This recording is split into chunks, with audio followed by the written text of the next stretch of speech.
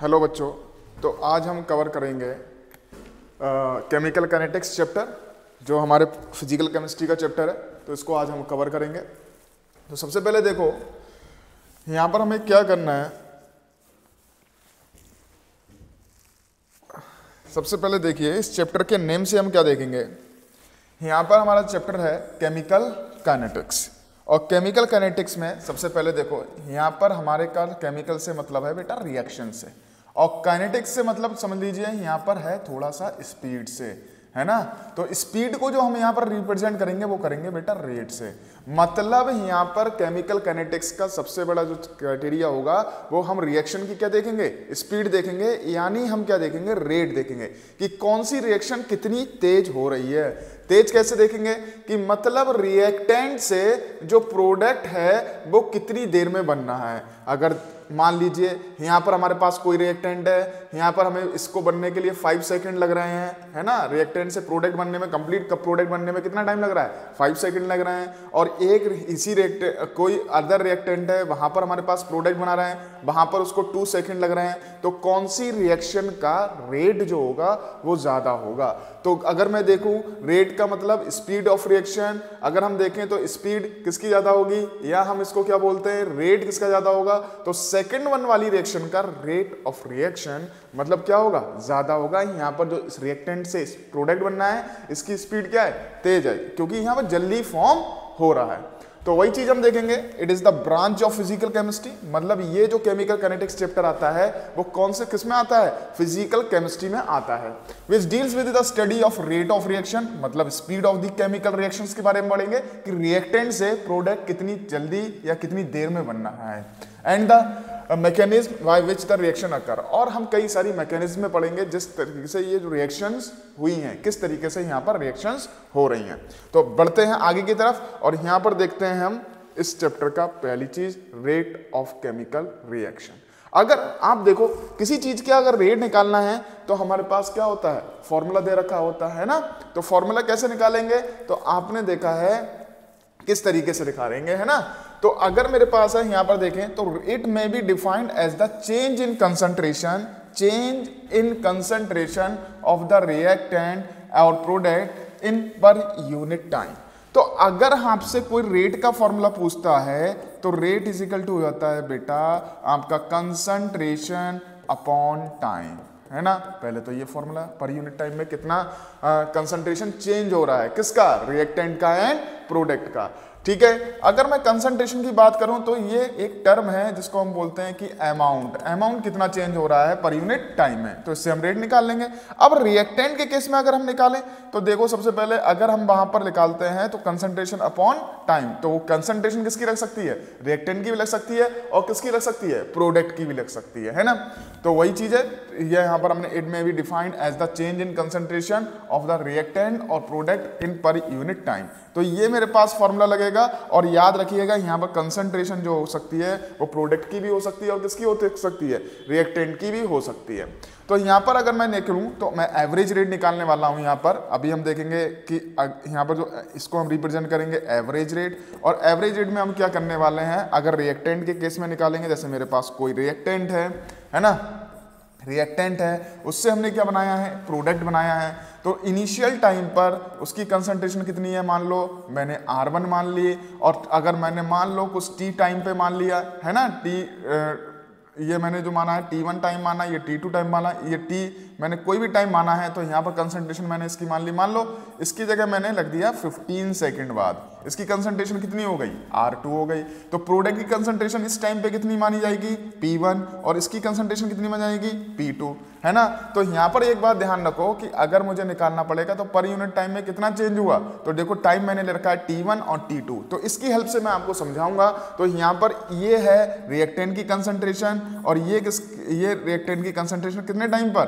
15 second पर। तो हम कैसे निकालते हैं, यहाँ पर हम यहाँ निकालेंगे R2 minus R1 change in concentration upon change in concentration, है ना। यहाँ पर चेंज लिख देंगे थोड़ा सा, ठीक, और T2 माइनस T1। तो यहाँ पर हम जो निकालने वाले हैं वो हम यहाँ पर क्या करने वाले हैं, यहाँ पर हम माइनस का साइन इनपुट करेंगे, क्योंकि यहाँ पर हमारा पास जो रेट होता है वो माइनस में नहीं आना चाहिए, और माइनस साइन यहाँ इंडिकेट करने वाला है कि कंसंट्रेशन ऑफ रिएक्टेंट क्या हो रही है, डिक्रीज हो रही है। अभी मैं आपको ये बताने वाला हूँ, बस आप अभी ये फॉर्मूला याद कर लेंगे कि ये हमारे पास R2 minus R1 T2 minus T1, तो ये हमारे पास रिएक्टेंट के केस में क्या हो गया, ये एक फॉर्मूला हमारे पास बन गया, ठीक है। और अगर प्रोडक्ट के केस में निकालें तो अभी मैं इस माइनस साइन के बारे में बताऊंगा कि क्या हो रहा है, कि कंसंट्रेशन डिक्रीज होती है तो ये लगाया जाता है। तो हम यहाँ पर लिखेंगे बेटा concentration of product upon concentration, मतलब final concentration upon minus initial concentration of the product and T2 minus T1। तो यहाँ पर हमारे पास आ जाएगा delta P upon delta T। यहाँ पर हम माइनस साइन इंडिकेट नहीं करेंगे वो, क्योंकि कंसंट्रेशन इंक्रीज कर रही है और रेट कभी माइनस में नहीं होगा, ध्यान रखिएगा, ठीक है। तो यहाँ पर मैं क्या ले लेता हूँ आपको समझाने के लिए, अगर मैंने यहाँ पर इसकी कंसंट्रेशन मान लो 10 ग्राम मान लिया, यहाँ पर इनिशियल पे जब हमारे पास रिएक्शन स्टार्ट नहीं हुई थी तो रिएक्टेंट की कंसंट्रेशन कितनी थी, मतलब उसका मास कितना था, लगभग मैंने मान लिया 10 ग्राम था। लेकिन कुछ समय बाद बेटा रिएक्टेंट किस में चेंज हुआ होगा, प्रोडक्ट में चेंज हुआ होगा, और प्रोडक्ट में जब चेंज हुआ होगा तो बेटा इसकी कंसंट्रेशन कुछ डिक्रीज करी होगी, और डिक्रीज मान लो ये रह गई मेरे पास 7 ग्राम, है ना। तो ये मेरे पास उस टाइम कितना था बेटा 0, और इस टाइम अब ये कितना बन गया होगा, देखो 10 में से ये कितना रह गया 7 ग्राम, तो ये कितना बचा, ये कितना बना होगा 3 ग्राम। तो अगर मैं यहाँ पर ये फॉर्मूला लगाता हूँ और इस फॉर्मूले में ये वैल्यूज लगाता हूँ तो देखिएगा ये मेरे पास 10 ग्राम है, ये मेरे पास 7 ग्राम है, तो ये हमारे पास है चेंज इन कंसंट्रेशन, है ना, चेंज इन कंसंट्रेशन प्रोडक्ट की और या रिएक्टेंट की, ये तो फॉर्मूला ही है। उसके बाद रिएक्टेंट के केस में हमने ये निकाल रखा है। तो अगर मैं यहाँ पर एवरेज रेट निकालता हूँ तो हम क्या करेंगे, R2 की जगह बताओ क्या रखोगे वैल्यू, 7 ग्राम। अगर मैं माइनस साइन नहीं लगाता तो क्या होता, और यहाँ पर हमारे पास क्या है, R1 क्या है बेटा 10, और T1 क्या है, T1 हमने मान लिया, T2 क्या है बेटा मैंने 15 सेकंड माना है, और यहाँ पर ये T1 क्या है 0। तो यहाँ पर जो आंसर आता है 7 में से 10 गया, कितना बचेगा बेटा 3, लेकिन माइनस का 3 क्योंकि माइनस का साइन बड़ा था, और ये 15, तो ये आंसर जो आता है माइनस में आता है, इसलिए हमने यहाँ पर एक माइनस लगाया, जिससे ये जो हमारे पास आएगा 3/15 आंसर आएगा, एक पॉजिटिव वैल्यू आएगी, ये आप करेंगे। लेकिन आपसे ये क्वेश्चन जब पूछा जाएगा, ये क्वेश्चन पूछा जाता है कि ये माइनस साइन क्या इंडिकेट करता है, तो माइनस साइन इंडिकेट करता है concentration of the reactant decrease हो रही है पर यूनिट टाइम में, है ना। तो देखें विद टाइम के साथ क्या हो रही है, डिक्रीज हो रही है। पहले कितना था 10 ग्राम, अब कितना है 7 ग्राम, देखो कंसंट्रेशन डिक्रीज हो रही है। तो यहाँ पर अगर कभी आपसे क्वेश्चन पूछा जाता है कि माइनस साइन क्या इंडिकेट करता है, तो माइनस साइन इंडिकेट करता है कि the concentration of the reactant decreases with time. अब यहाँ पर अगर मैं इससे निकालूं, इनसे आंसर निकालूं, सेम आएगा, 3/15 आया था यहाँ पर, और यहाँ पर हमने माइनस इसलिए लगाया है क्योंकि यहाँ पर कंसंट्रेशन इंक्रीज कर रही है, आंसर ऑलरेडी प्लस में आ रहा है, ठीक है।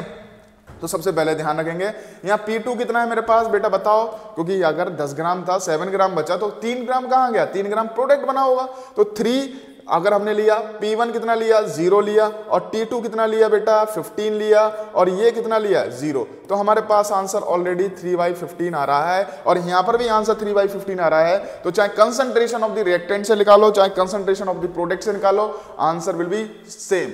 अगर आंसर देखें तो आंसर क्या होगा, सेम होगा। आगे की तरफ चलते हैं, तो ये हमारे पास था, अगर हमें किसी रिएक्शन का रेट निकालना है तो हमारे पास लगता है formula change in concentration upon time. तो ये हमारे पास फॉर्मूला रिएक्टेंट के केस में, प्रोडक्ट के केस में। चलिए आगे बढ़ते हैं। अब मेरे पास क्या आता है, जैसे मेरे पास ये है इंस्टेंटेनियस रेट, मैंने वो एवरेज रेट पढ़ाया था। अब एवरेज रेट में क्या और इंस्टेंटेनियस रेट में क्या अंतर है, तो अगर हम बात करें तो एवरेज रेट में टाइम इंटरवल जो होता है वो थोड़ा ज़्यादा होता है, और इंस्टेंटेनियस रेट में टाइम जो होता है वो बहुत कम होता है। अगर कम टाइम में देखेंगे तो कंसंट्रेशन कम चेंज होगी, है ना, और उसमें देखेंगे तो ज़्यादा चेंज होगी, है ना। तो देखें अगर मेरे पास देख लिया यहाँ पर in this rate reaction particular momentum of a time and measure as a very small concentration change over a very small time interval। अगर मेरे पास बेटा एक रिएक्टेंट था, उससे मैंने प्रोडक्ट बनाया, तो मान लिया इसका कंसंट्रेशन मैंने मान लिया 10 ग्राम था, ये जो मैंने माना था वो क्या माना था R1 मान लूँ, या मैं इसको R0 भी लिख सकता था, आपको R0 भी लिखा हुआ मिलेगा कहीं, ठीक है, जैसे ये है हमारे पास R0 भी लिख सकते हैं हम इसको, और यहाँ पर T0 टाइम पर ये था। अगर मैं यहाँ पर देख लूँ तो टाइम जो t1 था यहाँ पर t2 था, तो ये मैं कितना ले लूँ, मान लो 2 सेकंड ले लूँ, तो 2 सेकंड में ये कितना चेंज हुआ होगा, 2 सेकंड में अगर रिएक्शन स्टार्ट हुई होगी 2 सेकंड में, तो ये मान लो कितना चेंज हुआ होगा, मान लो 9.8 ग्राम बचा, तो ये कितना हमारे पास बचा, ये हमारे पास बचा इतनी सी कंसंट्रेशन, क्योंकि टाइम इंटरवल कम था। तो यहाँ प्रोडक्ट पहले बेटा रिएक्शन स्टार्ट नहीं हुई थी, तो कंसंट्रेशन प्रोडक्ट की क्या होगी 0, लेकिन कुछ समय बाद देखा तो ये बचा 9.8, तो क्या बना होगा 0.2, तो ये बना होगा। तो कंसंट्रेशन देखो, ये मेरे पास P1 है, ये मेरे पास P2 है, तो यहाँ पर कंसंट्रेशन देखो बेटा कितनी कम चेंज हो रही है, और टाइम इंटरवल भी क्या है, कम है, बहुत कम है। तो अगर मैं यहाँ पर इंस्टेंटेनियस रेट निकालूंगा तो instantaneous rate is denoted by this one, ये हमारे पास आएगा और ये हमारे पास आ जाएगा, ठीक है। तो हम क्या करेंगे इसको, तो देखें हम लिखेंगे बेटा R2 रिएक्टेंट के केस में upon minus R1 T2 minus T1, ये तो हम लिखेंगे माइनस साइन लगाएंगे क्योंकि because the concentration of the reactant with time क्या कर रही है, डिक्रीज कर रही है। अब यहाँ पर हमने क्या किया 9.8 माइनस 10, और ये हमारे पास रहा 15 और माइनस वो सॉरी 2 सेकेंड है, ठीक है। तो मैंने यहाँ पर 2 सेकंड लगा दिया है और माइनस में यहाँ पर लगाऊंगा क्योंकि आंसर किस में आता है, फिर माइनस में। तो मेरे पास जो आंसर आएगा बेटा आएगा वो 0.2/2, ये आंसर आने वाला है, क्योंकि जो कि हमारे पास रहेगा किसमें, इसमें। लेकिन अगर मैं यहाँ पर इस तरीके से देखूँ तो यहाँ पर अगर मैं इंस्टेंटेनियस रेट निकालूंगा तो इंस्टेंटेनियस रेट को हम लिखते हैं -dr/dt। कोई भी चीज़ हुई तो क्या करेंगे, उसका इंटीग्रेशन करते हैं, है ना, तो वही चीज़ है हमारे पास, तो ये हमने लिखा है, ठीक। तो इस तरीके से आपको लिखा जाएगा। अगर एवरेज रेट लिखता मैं तो एवरेज रेट का क्या लिखता, अगर एवरेज रेट होता मेरे पास तो मैं लिखता हूं बेटा ΔR/ΔT माइनस का, है ना। अब अगर ऐसी केस में मैं प्रोडक्ट के केस में निकालूं तो प्रोडक्ट के केस में क्या लिखेंगे बेटा, तो हम लिखेंगे एवरेज रेट जब लिखते थे तो क्या लिखते थे, माइनस तो लगाएंगे नहीं क्योंकि वहां कंसंट्रेशन इंक्रीज कर रही थी, ΔP/ΔT।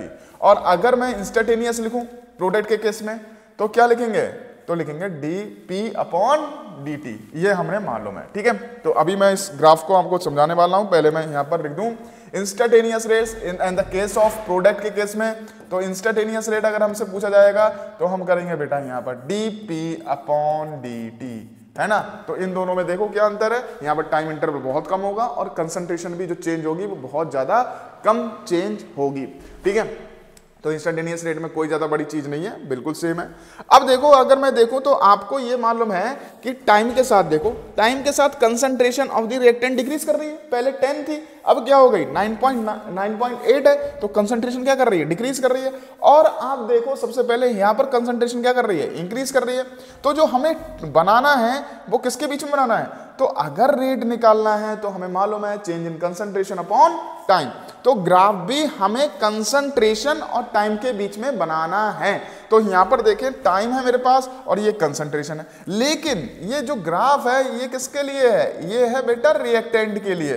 तो अगर मैं यहां पर बात करता हूं तो देखो कंसंट्रेशन रिएक्टेंट की क्या हो रही है, डिक्रीज हो रही है। तो जैसे जैसे टाइम बढ़ रहा है यहाँ पर बेटा इनिशियल कंसंट्रेशन को हम R0 माना है, यहाँ पर हमने यहाँ पर R1 माना था, कोई दिक्कत नहीं है, ठीक है। तो यहाँ पर इनिशियल कंसंट्रेशन ये हमारे पास आ गई। तो ये हल्के हल्के देखो टाइम जैसे जैसे बढ़ रहा है कंसंट्रेशन डिक्रीज होती जा रही है, यानी जो यहाँ पर स्लोप है वो निगेटिव हमें मिल रहा है। अब यहाँ पर हमारे पास क्या है एवरेज रेट, तो बेटा एवरेज रेट मैंने अभी आपको बताया कि कैसे निकालेंगे, वही चीज सीधे मैंने ऊपर लिखा है -ΔR/ΔT, है ना। तो ये हमने किसी पर्टिकुलर टाइम पे किसी कंसंट्रेशन पे ये निकाला है R1/R2 करके, कोई दिक्कत नहीं, आपको मैंने ये पहले बता दिया है। और इंस्टेंटेनियस रेट बहुत थोड़े टाइम के लिए बहुत थोड़ा कंसंट्रेशन चेंज होगा तो हम लिखेंगे dR/dt, स्लोप कैसा नेगेटिव। अब यहाँ पर हमने जो ग्राफ बनाया टाइम और कंसंट्रेशन के बीच में, लेकिन ये जो चीज है ये ग्राफ जो है वो किसके लिए है, प्रोडक्ट के लिए। अब प्रोडक्ट हमारे पास यहाँ पर ये है और प्रोडक्ट की कंसंट्रेशन आप देखो पहले 0 थी अब 0.2 है, बढ़ रही है। तो ये देखो ये ग्राफ अप साइड में हमें मिलेगा, ठीक है। तो इंस्टेंटेनियस रेट आ गया, लेकिन यहाँ पर हमारे पास ये थोड़ा सा यहाँ पर वो है, तो स्लोप जो हमें मिलने वाला है पॉजिटिव मिलने वाला है dP/dt, ये आपने ध्यान रखा होगा। यहाँ पर पहले देखो कंसंट्रेशन पहले कितनी थी, T1 पे कितनी थी P1 यहाँ पर देखो कम है, कंसंट्रेशन तो इधर की तरफ बढ़ रही है, तो देखें P1, फिर टाइम आगे बढ़ा तो कंसंट्रेशन भी आगे बढ़ी है। तो ये हमारे पास ग्राफ है किसका, प्रोडक्ट का, नेगेटिव स्लोप और पॉजिटिव स्लोप। ठीक है, तो इंस्टेंटेनियस और इसमें मैंने मतलब क्लियर हुआ होगा। आगे की तरफ हम बढ़ते हैं, तो देखते हैं आगे की तरफ general expression of rate of reaction. अगर बच्चों आप देखें तो इसमें एनसीईआरटी के कई सारे क्वेश्चंस आते हैं जनरल एक्सप्रेशन पे, आपका rate of appearance and rate of disappearance भी पूछा जाता है। तो ध्यान रखेंगे किस तरीके से हम यहाँ पर करने वाले हैं। मैं एक रिएक्शन लिखूंगा और इस रिएक्शन की मदद से आप देखेंगे जनरल एक्सप्रेशन कैसे करेंगे हम लोग। ठीक है, तो सबसे पहले मैं यहाँ पर लिखता हूँ एक रिएक्शन, और रिएक्शन की हेल्प से हम इसका जनरल एक्सप्रेशन देखेंगे। मान लो मैंने एक हाइवर जो हमारे पास है हाइवर प्रोसेस, मतलब अमोनिया फॉर्म करूंगा मैं। आप देखें N2 प्लस 3H2, ये मेरे पास आ गया, क्या लिखा हमने 2NH3। ये मैंने एक रिएक्शन लिखी है, आपको ध्यान होगा ये रिएक्शन है, अमोनिया फॉर्मेशन हो रहा है यहाँ पर। अब हम अगर मैं बात करूँ तो बेटा जनरल एक्सप्रेशन कैसे करूँगा, जैसे मेरे पास अगर मैं देख लूँ यहाँ पर स्टिचियोमेट्री कोफिशिएंट 1 है, यहाँ पर 3 है, यहाँ पर 2 है ना, 3 है। तो हम कैसे करेंगे, आपको मालूम है कि अगर मैं यहाँ पर क्या निकालूंगा, एवरेज रेट निकालूंगा, तो मैं क्या लिखूंगा बेटा, ये रिएक्टेंट है ना मेरे पास, तो मैं लिखूंगा बेटा डेल्टा कंसंट्रेशन किसकी, N2 की, रिएक्टेंट की तो लिखते थे N2 की अपॉन डेल्टा टी, लेकिन माइनस के साथ, क्योंकि ये रिएक्टेंट है। और जो स्टिचियोमेट्री कोफिशिएंट है वहां हम क्या करेंगे बेटा, वो चीज जो आएगी वो नीचे की तरफ आएगी, ये वाली जो चीज है। अगर मैं देखूं तो ये 1 जो है वो ये है। अगर मैं इससे निकालना चाहूं तब भी रेट ऑफ रिएक्शन निकल आएगा, अगर मैं इससे निकालना चाहूं तो भी निकल आएगा। तो हम लिख सकते हैं बेटा यहाँ पर 1/3 जो तो स्टिचियोमेट्री कोफिशिएंट है वो नीचे की साइड आएगा, और दूसरी बात यहाँ पर देख लो डेल्टा H2 है ना अपॉन डेल्टा T। ये कोई दिक्कत नहीं, बस स्टिचियोमेट्री कोफिशिएंट को लाई करना होना चाहिए आपको। ये क्वेश्चन जब होगा तो बड़ी आसानी से समझ में आएगा। पहले हम जनरल एक्सप्रेशन इसको समझ लें। अब ये मेरे पास क्या है, प्रोडक्ट है, तो बेटा माइनस तो नहीं लगाने वाला, क्योंकि यहाँ पर कंसंट्रेशन क्या होती है, प्रोडक्ट की इंक्रीज होती है। अभी मैंने लास्ट उसमें स्लाइड में बताया था हमको। तो यहाँ पर हमारे पास जो स्टिचियोमेट्री कोफिशिएंट होता है उसको हम यहाँ लिखेंगे, और ये लिखेंगे हम बेटा किसका, NH3 का, और अपॉन डेल्टा T। बताओ कोई दिक्कत, ये जनरल एक्सप्रेशन जरा सा, लेकिन इसी से बड़े बड़े क्वेश्चन होंगे, अभी आगे की तरफ देखेंगे हम लोग। तो यहां पर अगर मुझसे इंस्टेंटेनियस रेट पूछा जाता है, इंस्टेंटेनियस रेट निकालना हूं मैं यहां पर, तो आपको कुछ नहीं करना है, बस जहां डेल्टा है वहां पर डी रख देना है, और डी रखने के बाद ये हम आगे की तरफ बढ़ रहे हैं, है ना। -1/3, माइनस क्यों लगा रहा हूं, बार बार मैं बोल रहा हूं, माइनस इसलिए लगा रहा हूं क्योंकि कंसंट्रेशन ऑफ द रिएक्टेंट क्या कर रही है बेटा, सॉरी डी आएगा यहाँ पर, और यहाँ पर डिक्रीज कर रही है, इसलिए हम माइनस लगा रहे हैं। प्रोडक्ट में माइनस क्यों नहीं लगा रहे हैं, क्योंकि कंसंट्रेशन ऑफ द प्रोडक्ट क्या होती है, टाइम के साथ क्या करती है, इंक्रीज करती है। तो ये हमारे पास जनरल एक्सप्रेशन हुआ रेट ऑफ रिएक्शन का। बस सिंपल सा रिएक्शन था, कोई भी रिएक्शन आपको दे दिया तो आप वो एक बार होमवर्क में तो करके देखिएगा, एक बार अपने आप करके देखिएगा। PCl5 को मैंने यहाँ पर तोड़ दिया है PCl3 में एंड Cl2 को, तो ये आप रिएक्शन करके देखेंगे, ठीक है, होमवर्क में करके देखिएगा। फिर हम आगे की तरफ बढ़ रहे हैं और आगे की तरफ देख रहे हैं नेक्स्ट चीज, वो क्या है, factors affecting the rate of chemical reaction. भाई कब रिएक्शन तेज होगी, कब रिएक्शन हल्की होगी, क्या क्या हम उसमें करें, है ना। तो सबसे पहले देखो यहाँ पर कुछ चीजें हैं, और यहाँ पर भी क्वेश्चन पूछा जाता है थोड़ा सा, ठीक है। तो यहाँ पर देखें, rate of chemical reaction influence by the following factors, है ना। तो कब तेज होगा, तो कंसंट्रेशन ऑफ द रिएक्टेंट अगर हम बढ़ा देते हैं, कंसंट्रेशन मतलब अमाउंट ऑफ द रिएक्टेंट बढ़ा देते हैं, तो रेट ऑफ रिएक्शन बढ़ेगा। नेक्स्ट वन, टेम्परेचर बढ़ा दें, अगर हम क्या कर दें, टेम्परेचर बढ़ा दें, और प्रेजेंस ऑफ कैटलिस्ट डाल दें। कैटलिस्ट इन्फ्लुएंस तो करता है रेट ऑफ रिएक्शन को, लेकिन हम यहाँ प्रमोटर्स की बात कर रहे हैं, पॉइजनस की बात नहीं कर रहे हैं। कुछ ऐसे कैटलिस्ट होते हैं जो रेट ऑफ रिएक्शन को घटा भी देते हैं, ठीक है। सरफेस एरिया बढ़ेगा, रेट ऑफ रिएक्शन बढ़ेगा। रेडिएशंस, अगर मैं यूवी लाइट्स डालूंगा, अगर मैं इसको भाई कहीं ना कहीं हम हीट ही करेंगे तो भी रेट ऑफ रिएक्शंस बढ़ेगा, लेकिन कैसे बढ़ेगा वो हम देखने वाले हैं नेक्स्ट स्लाइड में। आगे की तरफ बढ़ते हैं थोड़ा सा। तो ये फैक्टर्स हैं, only 5 factors are there, and यहाँ पर हमारे पास है सबसे ज्यादा इंपॉर्टेंट जो चीज रहती है यहाँ पर पूछा जाता है, वो ये ही पूछा जाता है आपसे, सरफेस एरिया वाला, है ना, ये पूछा जाएगा, ये चीजें पूछी जाएंगी, टेम्परेचर पे डिपेंड। तो अभी देखेंगे, आगे की तरफ हम बढ़ते हैं थोड़ा सा, लगभग सब चीज में बढ़ेगा ही, है ना। तो देखते हैं, अब यहां पर हमारे पास जो चीज है वो है concentration of reactant, reactants concentration of the reactants. तो मैंने सारे फैक्टर्स यहां पर लिख रखे हैं। अब यहां पर कंसंट्रेशन ऑफ द रिएक्टेंट्स अगर मैं बात करूं तो देखो the rate of reaction is directly proportional to the concentration of the reactants.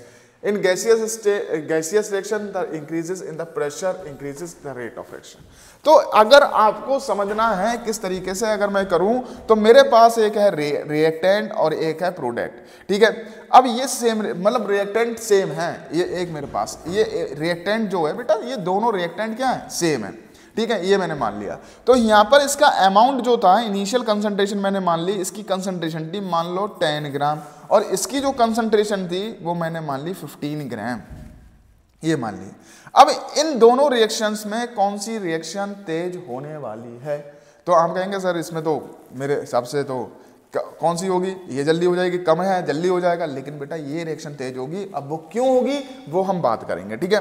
तो मैंने एक एग्जांपल मान लिया कि ये रिएक्शन हो रही है मान लो 3 सेकंड में, तो ये रिएक्शन हो जाएगी 2 सेकंड में, मतलब यहाँ रिएक्टेंट से प्रोडक्ट बन जाएगा 2 सेकंड में। तो क्या हुआ, कंसंट्रेशन ऑफ द रिएक्टेंट बढ़ रही है तो रेट ऑफ रिएक्शन बढ़ रहा है। रेट ऑफ रिएक्शन मतलब टाइम कम लग रहा है ना, तो मान लीजिएगा फटाफट, है ना, ध्यान रखेंगे तो ये हमारे पास आएगा। तो यहाँ पर ऐसा क्यों हो रहा है बेटा, जैसे जैसे अगर रिएक्टेंट की कंसंट्रेशन बढ़ती है, यहाँ पर मान लो ये मॉलिक्यूल्स है मेरे पास और ये मैंने एक जगह मान ली, यहाँ पर मैंने कंसंट्रेशन ऑफ द रिएक्टेंट क्या कर दिया, इंक्रीज कर दिया। यहाँ पर देखो मैंने ये इंक्रीज किए हैं और इंक्रीज करने के बाद थोड़ा बड़ा कर देता हूं, शायद आपको दिखाई नहीं पड़ रहा होगा। तो यहाँ पर हमने क्या कर दिया, यहाँ पर कंसंट्रेशन ऑफ द रिएक्टेंट, जब कंसंट्रेशन बढ़ा दी तो मॉलिक्यूल्स बढ़ेंगे। तो बेटा यहाँ पर आप आगे की तरफ बढ़ेंगे कि यहाँ पर नंबर ऑफ कोलिजन्स ज्यादा होंगे, तो नंबर ऑफ कोलिजन्स ज्यादा होंगे तो बेटा वहां पर रेट ऑफ रिएक्शन बढ़ जाता है, क्योंकि नंबर ऑफ कोलिजन्स क्या हो जाएंगे, बढ़ जाएंगे। यहाँ पर नंबर ऑफ कोलिजन्स कम होते हैं। ये हम आगे की तरफ बढ़ेंगे तब हम आपको और अच्छी तरीके से बताएंगे कि नंबर ऑफ कोलिजन से रेट ऑफ रिएक्शन कैसे बढ़ेगा। इफेक्टिव कोलिजन्स आते हैं, किस तरीके से कोलिजन करेंगे। क्या एक बार बताओ, क्या रिएक्टेंट के मॉलिक्यूल्स अगर पास नहीं होंगे तो क्या प्रोडक्ट बन जाएगा हमारे पास? अगर मैंने अभी पीछे रिएक्शन लिखी N2 + 3H2, क्या N2 और H2 के मॉलिक्यूल्स आपस में पास में नहीं आएंगे तो क्या रिएक्शन बन जाएगी? तो पास में आते हैं, कोलिजन करते हैं और कोलिजन जितने ज्यादा होंगे उतनी जल्दी रेट ऑफ रिएक्शन होगा, मतलब उतनी जल्दी रिएक्शन कंप्लीट होगी। तो याद रख लीजिएगा, यहाँ पर मेंशन नहीं है। तो Brian the rate of reaction increases, reactant concentration of the reactant, concentration of the reactant क्या कर रहा है, इंक्रीज कर रहा है। तो अगर हम देखें तो रेट ऑफ रिएक्शन भी इंक्रीज करेगा। रेट ऑफ रिएक्शन भी क्या करेगा बच्चों, इंक्रीज करेगा, because number of collisions increase करेंगे। लेकिन in gaseous reaction the increases in the pressure increases the rate of. In gaseous reaction में हमें क्या करना पड़ेगा, प्रेशर को इंक्रीज करना पड़ेगा। अगर मैं बात करूं नेचर ऑफ द रिएक्टेंट्स, तो nature of reactants, nature of the reactions आपने देखा होगा, it has been observed that ionic substance react more rapidly than covalent, है ना, because ions are immediately available in aqua solution and dissociate hence react rapidly. अगर आप देखो तो सबसे पहले आपको मालूम होगा, जैसे मैं NaCl डालता हूं, पानी में डालता हूं, इमीडिएटली डिसोसिएट हो जाता है। तो जितनी जल्दी डिसोसिएट होगा उतनी तेज रिएक्शंस होंगी। कोवैलेंट मॉलिक्यूल्स इतनी जल्दी आके अंदर जाके वो डिसोसिएट नहीं हो पाते हैं, उन्हें डिसोसिएशन में टाइम लग जाता है। तो दैट्स वाई वो क्या हो जाते हैं, उनका रेट ऑफ रिएक्शन क्या हो जाता है, कम रहता है। टेम्परेचर, अब आपने ये तो बहुत बार पढ़ा होगा। अगर आप देखें क्यों मेरे यहाँ पर अगर हम देखते हैं कि मेरे पास एक कंटेनर है ना, आपने क्या किया, एक कंटेनर है ये मेरे पास है, इसमें मेरे पास 100 ml वाटर है, 100 ml वाटर है, और इसमें मैंने क्या किया बेटा, मान लीजिए 30 ग्राम मैंने शुगर घोलनी है ना।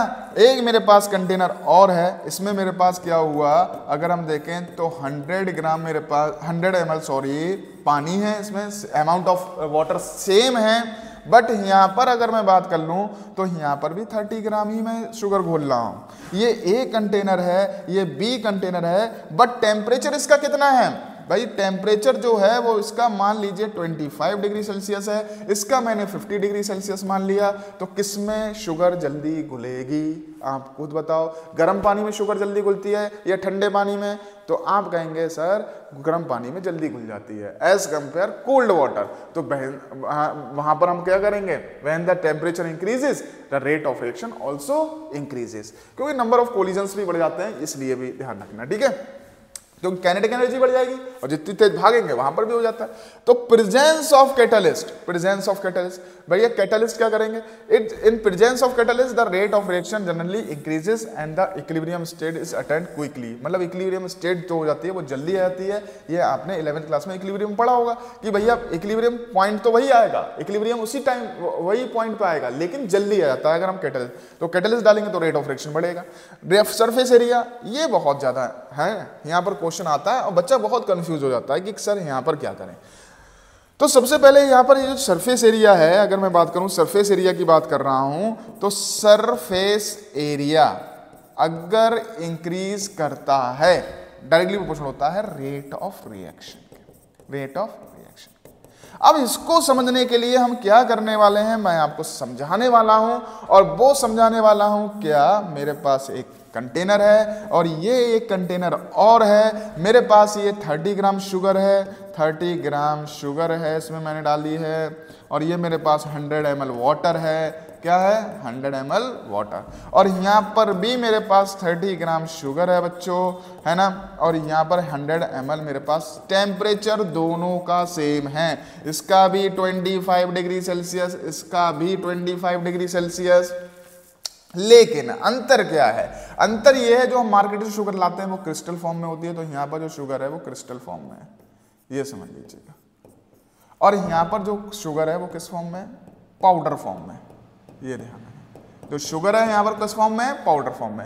अब आप बताओ किसको जल्दी घोल दोगे, कौन सी जल्दी घुलेगी, तो आप कहेंगे सर पाउडर वाली जल्दी घुल जाएगी, लेकिन क्यों, क्योंकि उसका जो सरफेस एरिया है वो क्या है, ज्यादा है। जितना स्मॉलर पार्टिकल साइज होगा उतना ज्यादा सरफेस एरिया होगा। अब आप कहेंगे सर कैसे, तो मेरे पास एक कोई मैं ले लेता हूं, ठीक है, क्या करें, है ना, कुछ ना कुछ तो लेते हैं।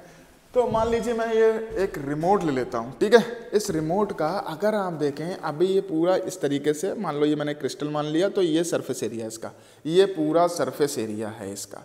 लेकिन अगर मैं इसको दो पार्ट्स में तोड़ दूं, अगर मैं तोड़ दूं तो बेटा इतना तो रहेगा ही, लेकिन जो अंदर से टूटा तो इसका अंदर वाला मैं तोड़ तो नहीं सकता, तो इसके अंदर वाला पार्ट बढ़ जाता है जो टूटा हुआ था। तो जितना छोटा पार्टिकल साइज करोगे उतना ज्यादा सरफेस एरिया बढ़ता रहेगा, क्योंकि जो यहाँ से टूटेगा वो भी तो पार्ट्स बढ़ता रहेगा, तो चारों तरफ से रिएक्ट करेगा, है ना, बहुत जल्दी रिएक्ट करेंगे, तो रिएक्ट करेंगे तो बेटा रेट ऑफ रिएक्शन क्या हो जाएगा, जल्दी हो जाएगा। तो याद रखेंगे मैं यहाँ पर ये कर रहा हूँ, तो जितना ज्यादा स्मॉलर साइज होगा उतना ज्यादा सरफेस एरिया होगा, smaller the particle size greater will be the surface area, ठीक है। अमाउंट क्या है लेकिन सेम है ना, ध्यान रखना है। तो ये वाला होगा, तो सरफेस एरिया इंक्रीज करेगा, रेट ऑफ रिएक्शन बढ़ेगा। रेडिएशंस, तो कुछ रिएक्शन जो होती हैं बेटा अगर हम देखें तो रेडिएशन मतलब सनलाइट में होती है ना, तो they are many reaction which either do not take place at all और are quite slow in dark, dark में क्वाइट स्लो रहती हैं, बट अगर हम उनको थोड़ा सा क्या कर दें, सनलाइट दे दें, अल्ट्रावायलेट रेडिएशन दे दें यहाँ, तो स्पीड ऑफ रिएक्शन बढ़ जाएगी। तो आपने इसमें क्या किया, ये सारी चीजें हमने बढ़ी, और एक चीज आपने एक चीज देखी, इन पांचों में सब चीज बढ़ रही है, सभी चीज बढ़ेगा, सरफेस एरिया बढ़ेगा, रेट ऑफ रिएक्शन बढ़ेगा, टेम्परेचर बढ़ेगा, रेट ऑफ रिएक्शन बढ़ेगा, क्या बढ़ेगा, कंसंट्रेशन ऑफ द रिएक्टेंट बढ़ेगी, रेट ऑफ रिएक्शन बढ़ रहा है ना भाई, रेडिएशन देना है तो भी रेट ऑफ रिएक्शन बढ़ रहा है, सब चीज में बढ़ ही रहा है, ठीक है। तो इस बात को थोड़ा सा शॉर्टकट में याद रखेंगे, फिर हम आगे की तरफ चलते हैं, ध्यान रखेंगे, करते रहेंगे, है ना, कंसंट्रेशन वाला भी ध्यान में रखेंगे। अब यहां पर आ जाता है बेटा रेट लॉ। अब रेट लॉ क्या होता है, तो अभी हमने पीछे आके अभी जो पढ़ा था कि when the concentration of the reactant increases, when the concentration of the reactant increases rate of reaction increases, तो रेट लॉ में भी यही बताया गया एक्सपेरिमेंटली, है ना। तो देखेंगे क्या कहा उन्होंने, देखा कि भाई it is experimentally determine expression which lets to the rate of reaction with concentration of the reactant, ठीक है। तो हम यहाँ पर अगर हम देखें तो यहाँ पर रेट ऑफ रिएक्शन और कंसंट्रेशन ऑफ रिएक्टेंट के बीच में एक रिलेशनशिप बना दिया उन्होंने। तो बनाया कैसे? जैसे मान लो मेरे पास पहली चीज तो यहाँ पर एक चीज ध्यान रखना है, जो रेट लॉ है उसमें केवल रिएक्टेंट ही देखना है ना। अगर मैं देखूं तो ये मेरे पास एक रिएक्टेंट है और यहां से मैंने क्या बना दिया, प्रोडक्ट बना दिया, ठीक है, ये प्रोडक्ट बनता है भाई, इस साइड रिएक्टेंट इस साइड प्रोडक्ट। तो ये मेरे पास जो रिएक्टेंट है उससे क्या बनाया मैंने रिएक्टेंट को लिख दिया R और उसको लिख दिया प्रोडक्ट से, यहाँ पर कोई भी ज्यादा मतलब है ही नहीं रेट लॉ में। तो रेट लॉ क्या कहता है कि भैया रेट ऑफ रिएक्शन, रेट का मतलब rate of reaction is directly proportional to the concentration of the reactant, to the concentration of the reactant. ये कहा उन्होंने, अब भी तो पढ़ के आए हैं पीछे, कंसंट्रेशन ऑफ द रिएक्टेंट बढ़ेगा तो रेट ऑफ रिएक्शन बढ़ेगा। अब रेट इज इक्वल टू दी कर दिया उन्होंने, क्या लगाया, एक कांस्टेंट लगाया उन्होंने, जिसे क्या बोला, रेट कांस्टेंट बोला, ठीक है।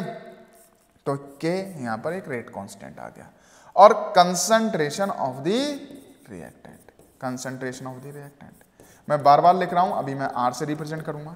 तो अगर मेरे पास ये आया rate is equal to k और यहां पर इन्होंने कर दिया बेटा आर, ये हमारे पास कर दिया, तो ये साइन किसका है, ये है कंसंट्रेशन का। ये जो साइन है, ये साइन आपको बता रहा है, ये ब्रैकेट जो हमको बता रही है वो बता रही है concentration of the reactant, concentration को रिप्रेजेंट कर रहा है, ठीक है, ध्यान रखना। तो ये आ गया। अब इसके ऊपर क्या होता है, कोई पावर्स हम लगाएंगे जो हम ऑर्डर निकालेंगे, ठीक है। तो उन्होंने कहा कोई पावर होगी इसके ऊपर एन, ठीक है। अब ये पावर का क्या मतलब है, मैंने एन लगा दिया है, बाकी हम अभी देखेंगे ये एन है क्या चीज। तो पहले तो हमको ये सिंपल है, rate of reaction is directly proportional to the concentration of the reactant, है ना। तो ये हमारे पास एक रेट लॉ बनता है।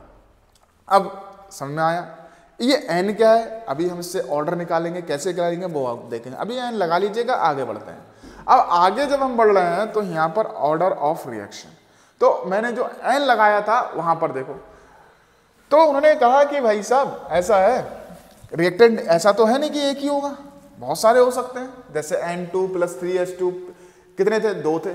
ऐसे ही अगर मैं H2 + O2 की रिएक्शन कराऊं तो 2 रिएक्टेंट थे। तो रिएक्टेंट तो कई भी हो सकते हैं, 2 भी हो सकते हैं, 3 भी हो सकते हैं, है ना। तो यहां पर हमारे पास according to the rate law, अगर मैंने रेट लॉ के अकॉर्डिंग लिखा rate is equal to k, और यहां पर एक रिएक्टेंट माना A और एक माना मैंने B, इनकी पावर लगा दी, इनकी पावर मैंने एक की लगा दी x, इसकी लगा दी y। ये जो पावर्स है ना बेटा, ये एक्सपेरिमेंटली आती हैं, ठीक है। तो आपको या तो पावर लगी हुई मिलेंगी या कोई मेथड होगा जिससे आपको निकालनी पड़ेंगे, ये एनसीईआरटी में बहुत सारे क्वेश्चंस हैं। तो अगर उन्होंने कहा कि अगर ऑर्डर आपको निकालना है ना, ऑर्डर ऑफ रिएक्शन आपसे जब पूछे, तो ऑर्डर ऑफ रिएक्शन जब भी निकालेंगे तो वो ऐसे निकालेंगे x + y, जो पावर्स हैं उनको ऐड कर दो भैया, बड़ा सिंपल। ऑर्डर ऑफ रिएक्शन कैसे निकालेंगे, पावर ऐड कर दो, पावर लगी हुई मिलेंगी, यहां बता दोगे भाई। अब अगर मेरे पास ये मान लो यहां पर मेरे पास मैंने मान लीजिए ये रिएक्शन ली थी A + B give C + D, तो मेरे पास रिएक्टेंट का ही देखना था, मेरे पास 2 रिएक्टेंट थे। अगर मेरे पास 3 रिएक्टेंट होगा तो मैं तीनों की पावर ऐड कर दूंगा। अब मेरे पास एक क्वेश्चन आ गया कि रेट इज इक्वल टू आप करेंगे A, और A की पावर उन्होंने दे दिया 1 और B की पावर दे दी मान लो 0, मान लीजिए 0 दे दी। तो क्या करेंगे, ऑर्डर ऑफ रिएक्शन कैसे निकालेंगे, ऑर्डर कैसे निकालेंगे बच्चों, ऑर्डर निकालेंगे हम 1 + 0 यानी 1, यानी ये आ जाएगा, ऑर्डर ऑफ रिएक्शन 1 आ जाएगा। तो वही चीज लिखी है, it may be defined as the sum of the power of the concentration of the reactant, concentration of the reactant in the rate expression, rate law के according. Order of reaction can be 1, 2, 3 and even a fraction में भी हो सकती है। तो ये हमारे पास रहा कौन सा, ऑर्डर ऑफ रिएक्शन। मेरे हिसाब से समझ में आया होगा, पावर सेट कर दो, सारी पावर सेट कर दो, बस हो जाएगा, कोई भी आपको दिखाई पड़ेगा, ठीक है। कई जगह दे भी रखा है, बहुत सारी चीजें रखी हैं, मान लो कहीं ये दे रखा हो तो हम बताएंगे, ये होमवर्क में है थोड़ा सा, हम बताएंगे मेरे पास ये SO2Cl2 है, यहाँ पर पावर 3/2 है, बताओ ऑर्डर क्या हो गया, है ना। तो ऑर्डर हो गया 3/2, अरे करना है, ठीक है, करिएगा इसको। तो order sum of the power हो गई। अब यूनिट ऑफ रेट कांस्टेंट आती है, पूछी जाती है, कैसे निकालेंगे, बड़ा सिंपल, बड़े इजी तरीके से निकालेंगे, और यूनिट से, with the help of unit, rate constant की यूनिट से ही हम पहचान लेंगे कि इस रिएक्शन का ऑर्डर क्या है। तो ऑर्डर ऑफ रिएक्शन हम इससे भी फाइंड कर सकते हैं with the help of unit of rate constant. अब यूनिट ऑफ रेट कांस्टेंट कैसे निकालेंगे, तो सबसे पहले ध्यान रखिएगा, मैं यहां पर कर रहा हूं, आप बस देखते रहिएगा। मान लो मेरे पास है बेटा रेट, अब यहां पर हमें रेट की भी यूनिट निकालनी पड़ेगी, ठीक है, यूनिट ऑफ रेट कांस्टेंट। तो पहले रेट की निकाल लेते हैं। तो यहां पर आता है हमारे पास change in concentration upon time. बेटा ये तो होता है हमारे पास, ये तो फॉर्मूला था। पहले रेट की निकाल लेते हैं थोड़ा सा। तो अगर आपसे ये कहा जाए तो रेट का क्या होता है बेटा, कंसंट्रेशन, जो यहाँ पर टर्म ली गई है, यहाँ पर जो कंसंट्रेशन है वो है बेटा मोलरिटी।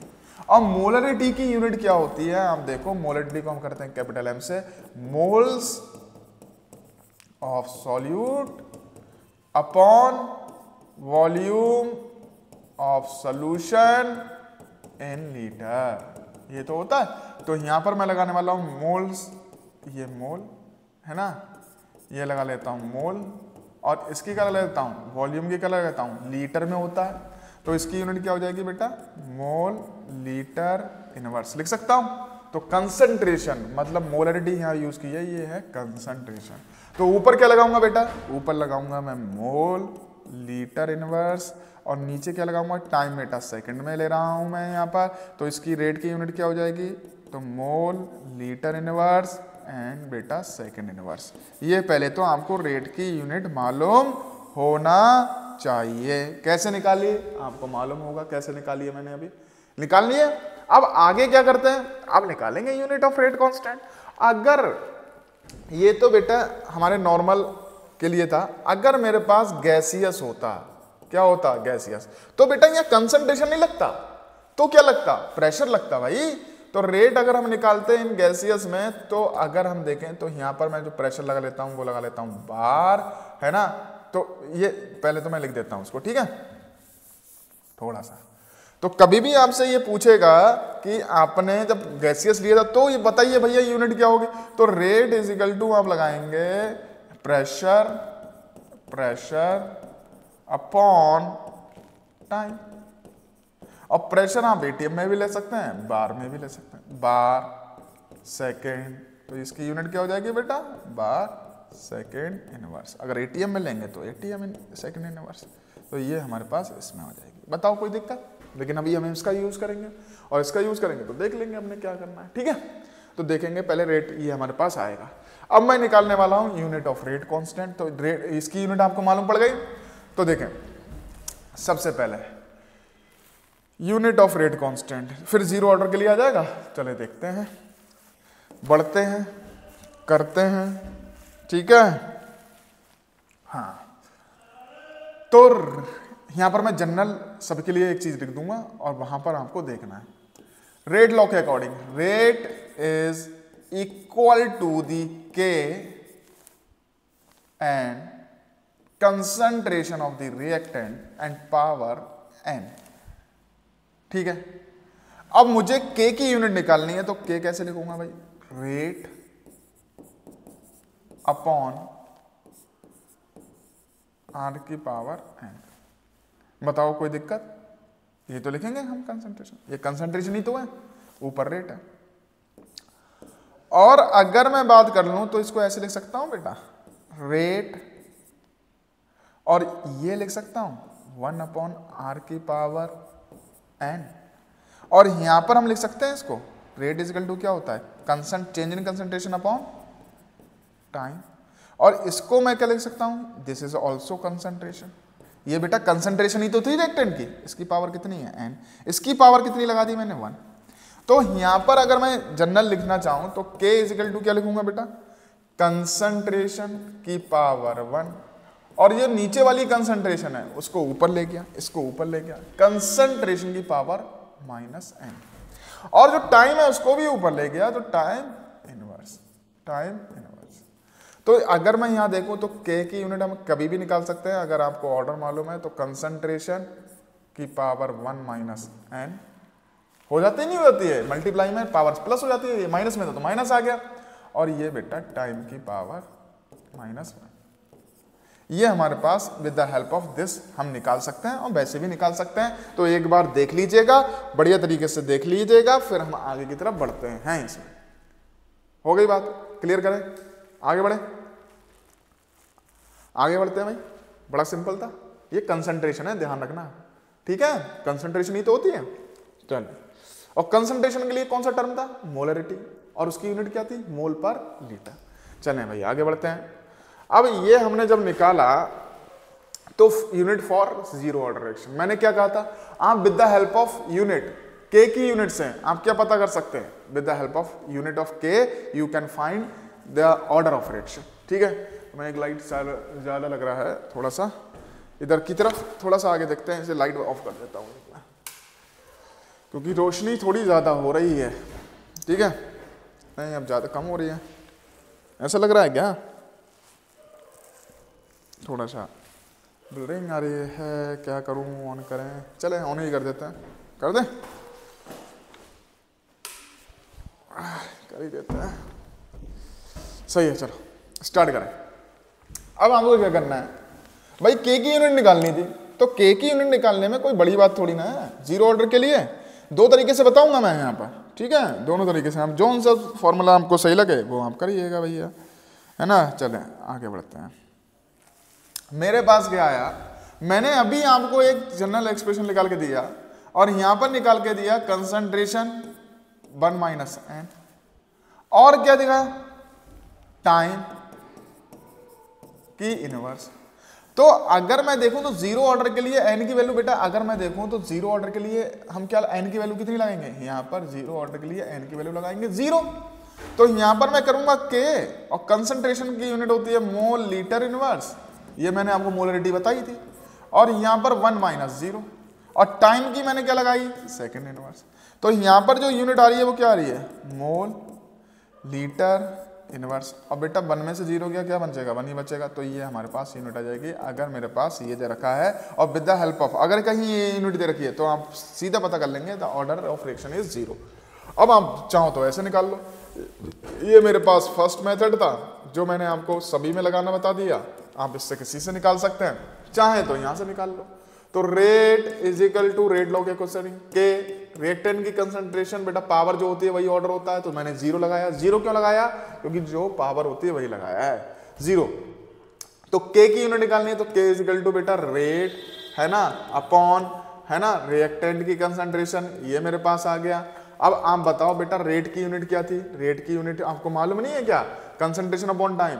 तो ये हमारे पास था बेटा, यहाँ पर हम क्या लगाई थी, mole litre inverse upon second inverse, ये मैंने आपको पहले रेट की यूनिट निकलवाई थी, आप पीछे स्लाइड में जाके देखिएगा। और ये बेटा कंसंट्रेशन है, इसका अगर मैं देख लूं, यहाँ पर क्या आना है, यहाँ पर आ गया मोल लीटर इनवर्स, और पावर कितना आ गया 0, क्योंकि ये भी कंसंट्रेशन थी। तो बेटा कंसंट्रेशन में तो मोलरिटी वाली टर्म लगेगी, तो मोल पर लीटर। अब आप बताओ, यहाँ पर हमने लिखा mole litre inverse second inverse, और यहाँ पर हमारे पास बेटा किसी की पावर अगर 0 होती है तो वो 1 हो जाती है, तो मेरे पास के की यूनिट क्या आएगी, तो के की यूनिट यही आएगी, मोल लीटर इनवर्स और सेकंड इनवर्स। बस दोनों तरीके से आप कौन सा मेथड कहें, आप कौन से मेथड से निकाल लें, वो हमने निकाला था, ये भी निकाला है, ये हमारे पास सेकेंड मेथड हमने जो बता दिया आपको। ऐसे चाहो है तो वही रूप, तो फटाफट देख लो आप क्या करना है, यूनिट निकाल लोगे। अच्छा सभी लोग जरा ट्राई करो अपने आप फर्स्ट ऑर्डर रिएक्शन का, वीडियो पॉज कर दो, आगे ट्राई करो, फिर मैं आगे अभी आपको निकलवाता हूं फटाफट, ठीक है। तो ये देखेंगे unit of rate constant of first order reaction, तो भैया निकालना बड़ा आसान है, किसी मेथड से निकालो, फिर से निकलेंगे, फिर से वही चीज है ना, तो वही चीज क्या, वही के कंसंट्रेशन की पावर 1 माइनस है, और भैया टाइम का क्या इनवर्स, ये हमने रखा। तो K is equal to concentration की बेटा मैंने आपको बता ही दी है, क्या लगाओगे, मोल लीटर, क्योंकि ये मोलरिटी और पावर 1 माइनस 1, क्योंकि n की वैल्यू कितनी लगाओगे, 1 लगाओगे, है ना, ये लगाया हमने। और यहां पर हमने लगाया बेटा टाइम का क्या लगाया, सेकंड इनवर्स लगाया। तो अगर मैं देखूं तो बेटा एक बार बताओ, 1 में से 1 गया तो क्या हुआ 0, और 0 जब हो गया और ये मेरे पास आया सेकंड इनवर्स, तो मेरे पास ये क्या बना, ये बेटा किसी की पावर 0 होती है तो क्या हो जाता है 1, और ये हो गया सेकंड इनवर्स। तो K इज इक्वल टू बेटा यहाँ पर हमारे पास आता है सेकंड इनवर्स। तो अगर कहीं सेकंड इनवर्स दे रखी है, मान लो के की वैल्यू दे रखी है भैया 2.0 into 10 the power minus something minus 15, इस तरीके से दे रखी है और आगे दे रखा है सेकंड इनवर्स, तो आप ये पता कर सकते हैं कि ये जो है रिएक्शन जो है वो फर्स्ट ऑर्डर रिएक्शन है। किसकी हेल्प से? With the help of unit, ये आप पता कर सकते हैं। तो ऑर्डर ऑफ रिएक्शन आप निकाल सकते हैं। आगे बढ़ते हैं तेजी से। Unit of second order reaction, भाई निकालना कोई बड़ी बात नहीं, आसानी से निकाल सकते हो और मैं यहाँ पर निकाल के बता रहा हूँ आपको, तो ध्यान रखेंगे, ठीक है। तो यहाँ पर हम क्या करेंगे, के ए की फॉर्मूला याद कर लो, कंसंट्रेशन की पावर 1 माइनस एन बेटा टाइम आपका क्या इनवर्स, और बेटा एन की वैल्यू कितनी लगाओगे, क्योंकि एन की सेकंड ऑर्डर रिएक्शन दे रखा है, तो सेकंड ऑर्डर रिएक्शन दे रखा है तो एन की वैल्यू कितनी लगाओगे 2, ओनली कितनी 2। तो यहां पर हम करेंगे कंसंट्रेशन, और कंसंट्रेशन का मैंने पहले ही बता रखा हूं mole litre inverse 1 minus 2, and बेटा टाइम का क्या करेंगे, तो टाइम का हम लगाएंगे सेकंड इनवर्स, और यहां पर हमारे पास आ जाएगा के, तो mole litre inverse and power कितनी 1 माइनस 2, तो बेटा कितनी आएगी -1, क्योंकि और ये हमारे पास आया सेकंड इनवर्स, तो K इज इक्वल टू आया बेटा मेरे पास मोल लीटर मोल इनवर्स, क्योंकि माइनस की मल्टीप्लाई अंदर लीटर -1 और -1 की तो +1 हो जाता है, और ये आ जाएगा बेटा सेकंड इनवर्स, ये हमारे पास आ जाएगा भाई, क्लियर हो जाएगा। तो ये मेरे पास यूनिट हो जाएगी किसकी, mole litre mole inverse litre and second inverse, तो ये सेकंड ऑर्डर के। ऐसे आप किसी की भी निकाल लो, फटाफट निकल आएगी भाई, कोई दिक्कत नहीं रहेगी, आ जाएगा। आप चाहो तो वो वाले फॉर्मूले में भी रख सकते हैं, चलो वो भी बता देता हूं। तो अगर आपको लिखना है रेट लॉ के अकॉर्डिंग, ठीक है, ये देखो सेकंड वाला, अब आपने क्या रखना है, तो सबसे पहले रखा मैंने क्या इसके आगे, तो ये हम देखते हैं क्या कर रहे हैं, rate is equal to k और कंसंट्रेशन ऑफ द रिएक्टेंट, कौन से ऑर्डर, सेकंड ऑर्डर, 2 लगाऊंगा भैया इनकी जगह, तो K इज इक्वल टू क्या आ जाएगा, rate upon concentration of the reactant की पावर 2। अच्छा, रेट की यूनिट क्या निकाली थी, mole litre inverse second inverse, ये तो निकाला था, और अपॉन ये हमने लिखा बेटा कंसंट्रेशन, और कंसंट्रेशन में क्या लगाएंगे, मोल लीटर इनवर्स की पावर कितना 2, तो ये मेरे पास आ जाएगा, तो यहाँ पावर कितनी है 1, एक ये काट दो, एक बची नीचे, तो ऊपर क्या बचा सेकेंड इनवर्स, और नीचे क्या बचा मोल, है ना, और लीटर इनवर्स, ये बचा पावर 1। तो अगर ये मैं ऊपर लेके आऊं तो ये मोल जो है पावर 1 है, मल्टीप्लाई होगी वही होगा, तो मोल ऊपर आ जाएगा इनवर्स, लीटर ऊपर जाके प्लस का हो जाएगा, और ये सेकेंड इनवर्स, ये हमारे पास के की यूनिट ऐसे आ जाएगी, ऐसे चाहो तो ऐसे, सॉरी -1, ठीक है, इस तरीके से निकाल लो, कोई दिक्कत, काम खत्म, बढ़ते चलें, करते चलें, चलते रहिए दुनिया, है ना। अब ये एग्जाम टाइम आने वाला है, मैं इस टाइम वीडियो बना रहा हूँ, तो थोड़ा तेजी से थर्ड ऑर्डर के लिए निकाल लेंगे, आई थिंक निकाल लोगे आप। एलिमेंट्री रिएक्शन क्या होती हैं, those reaction which take place only in one step, कुछ रिएक्शंस जो होती हैं बहुत सारे स्टेप्स में होती हैं, जैसे NaCl से Na और Cl से अलग अलग अगर मैं देखूं तो मेरे पास एक स्टेप रिएक्शन नहीं होती है, आपने देखो कई सारी रिएक्शंस बहुत सारे स्टेप्स में होती हैं, लेकिन एलिमेंट्री रिएक्शन क्या होती है भैया, H2 मिला I2 मिला, डायरेक्ट क्या बन गया 2HI बन गया, बात खत्म हो गई, हमारे पास क्या बना एक ही बार में, कोई अलग रिएक्शन नहीं है। अब देखो मेरे पास क्या हुआ, जैसे एलिमेंट्री रिएक्शन आती है तो एलिमेंट्री रिएक्शन एक वन स्टेप में हो रही है, अब Na और Cl, अच्छा Na कैसा होता है सॉलिड, Cl कैसा होता है गैसियस, क्या NaCl एकदम बन जाएगा, नहीं बनेगा बेटा, क्योंकि पहले इन दोनों को क्या करना पड़ेगा, आइंस में चेंज करना पड़ेगा, और कैसे गैसियस आइंस में, तो पहले मैं इसको क्या करूंगा, गैस बनाऊंगा, सब्लिमेशन एनर्जी लगेगी, फिर इसको क्या बनाऊंगा आयन बनाऊंगा, एक इलेक्ट्रॉन निकालूंगा, आयोनाइजेशन एंथैल्पी लगेगी, फिर ये हमारे पास गैसियस आयन बना, और ये मेरे पास Cl2 है, पहले बेटा Cl2 को Cl बनाऊंगा, तो मेरे पास क्या होगा आप बताओ, पहले बॉन्ड डिसोसिएशन एंथैल्पी लगेगी, तो पहले Cl निकालूंगा, फिर इसको क्या बनाऊंगा, ये गैसियस तो है ही, तो इसको आयंस बनाऊंगा, फिर ये बनेगा Cl नेगेटिव, ये बनेगा, फिर ये गैसियस आयन आपस में कंबाइन करेंगे, तब NaCl बनाएंगे, तो यहाँ पर एक एंथैल्पी निकलती है, कौन सी, लैटिस एंथैल्पी। तो देखो कितने स्टेप्स में हुई है, ऐसा नहीं है कि डायरेक्ट Na और Cl आपस में मिल गए और NaCl बना दिए, तो ये बहुत सारे स्टेप्स में रिएक्शन हुई। This reaction is known as complex reaction. Complex reaction कौन सी होती है? जो सेवरल स्टेप्स में पार्टिसिपेट करेगी। लेकिन एलिमेंट्री रिएक्शन क्या होगा भाई? हाइड्रोजन मिला, H2 मिला, हाइड्रोजन मिला, आयोडीन मिला, डायरेक्ट बना दिया 2HI। इसमें कोई भी ज्यादा चीज नहीं है, ये दोनों ही गैसियस हैं, आसानी से मिलेंगे। ये दोनों ही गैसियस हैं, ये दोनों ही गैसियस है, आसानी से मिलेंगे। तो ये जो रिएक्शन है बस H2 मिला, I2 मिला, 2HI बना दिया। तो वही चीज अब एक ही स्टेप में हो रही है। तो ये हमारे पास कौन सी रिएक्शन है? This is called complex reaction, this take place in a several step. This is called elementary reaction which cause take place in one step reaction, one step. A reaction which take place in one step is called elementary reaction. The reacting species collide and form a final product in a single step. आपस में collide करेंगे, आपस में मिलेंगे। बेटा बिना मिले तो प्रोडक्ट बनेगा ही नहीं, क्योंकि पास में तो आना चाहिए, कोलाइड तो करना चाहिए। The product is quite stable, है ना? तो ये हमारे पास मिलेगा, ठीक है। आगे बढ़े, ये बहुत सारी रिएक्शंस हैं। मॉलिक्यूलरिटी, मॉलिक्यूलरिटी कोई बड़ी चीज नहीं है भाई साहब। मॉलिक्यूलरिटी क्या है? The number of reacting species, the number of reacting species. बताओ, रिएक्ट प्रोडक्ट पे तो ध्यान ही नहीं देना है। प्रोडक्ट यहाँ देखो कितने रिएक्टेंट हैं, एक मॉलिक्यूलर यूनिमॉलिक्यूलर रिएक्शन। यहाँ कितने रिएक्टेंट हैं? 2 मॉलिक्यूल है, बाई मॉलिक्यूलर 2 और एक 3, तो ये हमारे पास क्या है? Try molecular reaction. तो इसकी मॉलिक्यूलरिटी कितनी है? मॉलिक्यूलरिटी है 2, इसकी मॉलिक्यूलरिटी कितनी है? 2, इसकी मॉलिक्यूलरिटी कितनी है? 1, इसकी मॉलिक्यूलरिटी कितनी है? 3, 2 + 1 इज कॉल्ड 3।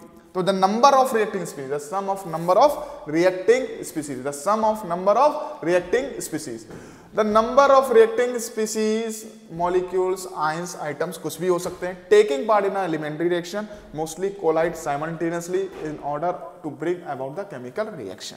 जितने नंबर ऑफ रिएक्टेंट होंगे वो ही हो, उसकी हो जाएगी molecularity. The probability of more than 3 molecules collide simultaneously is rare, therefore molecularity of reaction does not extend beyond 3। 3 से ज्यादा बहुत मुश्किल होता है कि रिएक्शन की मॉलिक्यूलरिटी रहती है, ठीक है। तो बढ़े आगे, आगे तरफ बढ़ते हैं। नंबर ऑफ रिएक्टिंग स्पीसीज हमारे पास हो गया, मॉलिक्यूलरिटी हो गई। अब ये आ गया मेरे पास एक छोटा सा क्या आया? अगर हम देखें तो हमारे पास है difference between order of reaction and molecularity. Order of reaction क्या था?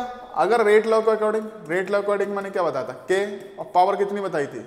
ए की पावर मैंने एक्स लिख दी, और बी की पावर कितनी लिखी थी? वाई। तो ये सम होता है पावर्स का, तो वही लिखा है। Order of reaction is the sum of the power of reacting species, ठीक है। ये molecularity the number of reacting species in elementary reaction. Order of reaction determine experimentally. बेटा मैंने पहले ही बताया था ये एक्सपेरिमेंटली होती है। किसी रिएक्शन को देख के, किसी स्टिचियोमेट्री कोफिशिएंट को देख के हम ये नहीं बता सकते कि रिएक्शन का ऑर्डर क्या है। अगर हम देखें तो सबसे पहले किसी ने कहा कि भैया H2 + I2, और कई बच्चे ऐसे गलती कर देते हैं 2HI लिखा, ये हमारे पास 0 ऑर्डर रिएक्शन है वैसे। तो यहाँ पर कुछ बच्चे कर देते हैं बोले 1 और 1 तो सेकंड ऑर्डर हो गई। ऐसा नहीं है बिल्कुल ही, क्योंकि ये एक्सपेरिमेंटली होती है, तो ध्यान रखिएगा experimentally. It is determined theoretically, ये तो आप देख के बता सकते हो। मॉलिक्यूलरिटी कितनी है देख के बताओ, 1 and 1 2, मॉलिक्यूलरिटी 2 हो गई।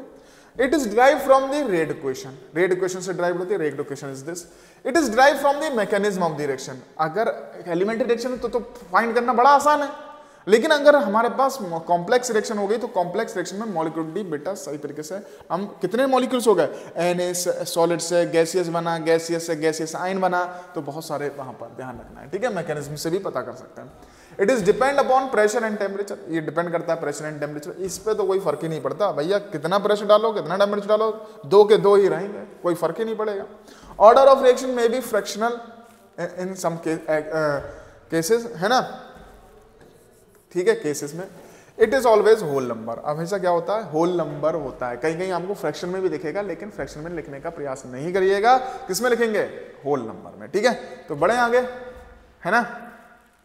कोई ऐसा मॉलिक्यूल कि 3.2, 3 और आधा, ऐसा मॉलिक्यूल नहीं होगा ना, इसलिए फ्रैक्शन में हमारे पास ध्यान रखना है, ठीक है। तो ये हमारे पास था ऑर्डर ऑफ मतलब डिफरेंस। ये इंपॉर्टेंट रिएक्शन है, स्यूडो फर्स्ट ऑर्डर रिएक्शन। और स्यूडो फर्स्ट ऑर्डर रिएक्शन में थोड़े एरो ऊपर नीचे हो गए हैं, कोई बात नहीं है, ठीक है, तो कोई दिक्कत नहीं। चलें बढ़ते हैं, और हम बढ़ रहे हैं अब हल्के हल्के इस चैप्टर के काफ़ी आगे आ चुके हैं, बड़ी जल्दी कवर कर रहे हैं ताकि आपके एग्ज़ाम में, क्योंकि क्विक रिवीजन है थोड़ा सा, ठीक है। अगर हमारे पास और भी होता तो और बढ़िया तरीके से इसको हम डिटेल करते, बीच में क्वेश्चंस करते, तो ये एग्जाम पर्पज से आप देखेंगे थोड़ा सा, ठीक है।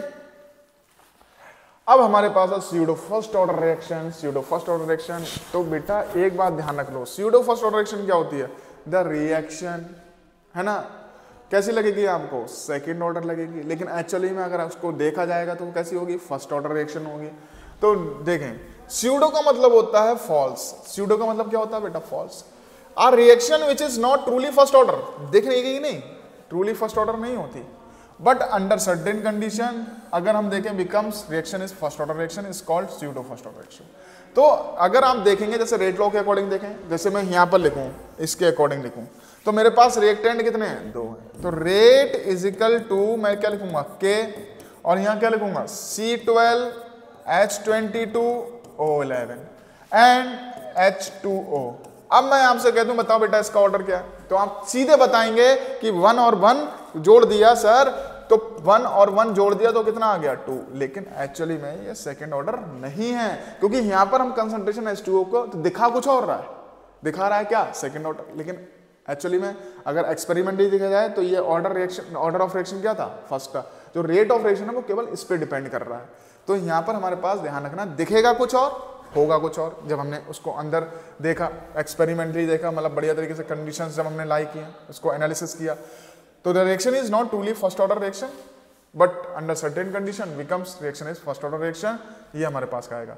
यहाँ पर हमारे पास क्या होगा? द इन्वर्जन, ये क्वेश्चन पूछा जाता है, the inversion of cane sugar bimolecular reaction, but it is the first order reaction as a concentration of H2 is quite large and does not change in appreciate.